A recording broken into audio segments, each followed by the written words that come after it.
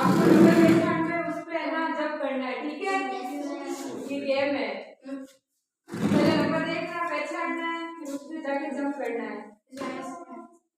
दीक्षिता, इसमें से आप 8 नंबर पे जाओ और जंप करो। इतना जोर से नहीं, यहीं पे खड़े होकर कर लेना, ठीक है? तो ये खड़े हो जाओ। वीरेंद्र, तू जा 1 नंबर पे जंप कर।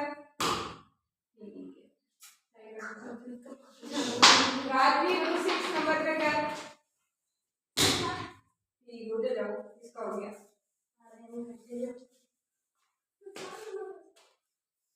प्रियंका, तू 3rd नंबर पे आ, क्या के पास ना जंप कर। पास आ जा। ठीक है। निर्मल, तू 4 नंबर पे आके जंप कर। आप दोनों का